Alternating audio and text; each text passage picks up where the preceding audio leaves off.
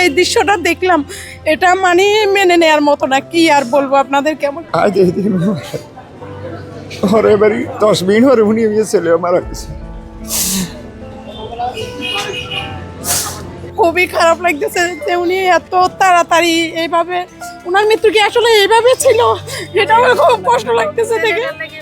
যেমন উনি চলে গেল, ওনার সাথে ছেলেটারও নিয়ে গেল, এটা খুবই মর্মান্তিক, একদম মেনে নিতে পারতেছি না আমি। আমার পরশুদিন বলছে কেউ ভালো আছেন, পরশুদিন আজকে সকালে ওনার ছেলেকে আমি চিটাগাং পাঠাচ্ছি, ওদের রক্ত মুক্ত সব বাসে গেছে।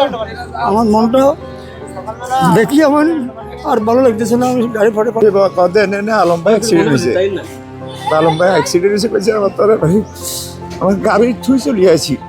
কালার এক্সপার্ট এবং ডার্ক স্যাপ সমৃদ্ধ অরিক্স অ্যাডভান্স ডিটারজেন্ট পাউডার, আপনার লন্ড্রি এক্সপার্ট। আজ এই দিন ওরে বাড়ি 10 মিনিট হরে উনি ছেলে মারা গেছে।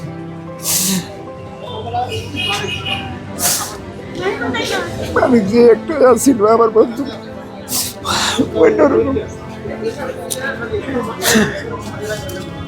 হাসপাতাল থেকে আর পরিবার কি আসছে? এখনো আসে নাই, এরা কি অজ্ঞান অবস্থা নি কি জানে। চট্টগ্রাম যাওয়ার পথে আমার কাছে কল গেছিল যে আমাদের ফেনী ডায়াবেটিস হসপিটালের আলম ভাই ওনার ছেলে সহ এই মোটরসাইকেলে ফেনী আসার পথে বাসে অ্যাক্সিডেন্টে ইন্তেকাল করেছেন। ওনার ছেলে বারিয়াট চট্টগ্রাম নামার পথে বারিয়াট ইন্তেকাল করেছে। কমফোর্ট হসপিটালে চেক করার পরে ওনারা জানাইছে যে উনি ইন্তেকাল করেছে। আমিও চট্টগ্রাম থেকে একসাথে মরদেহ নিয়ে ফেনী সদর হসপিটালে আসি।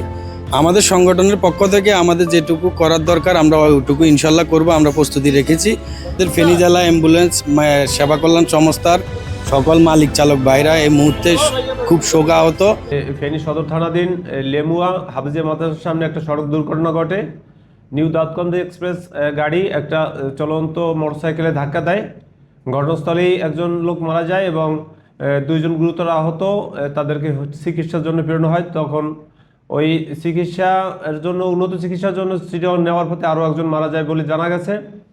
আর এই যেই গাড়িটায় ধাক্কা দিয়েছে নিউ দাউদকান্দি এক্সপ্রেস গাড়িটি আটক আছে, আমাদের থানা হেফাজতে আছে। কালার এক্সপার্ট এবং ডার্ক স্যাপ সমৃদ্ধ অরিক্স অ্যাডভান্স ডিটারজেন্ট পাউডার, আপনার লন্ড্রি এক্সপার্ট।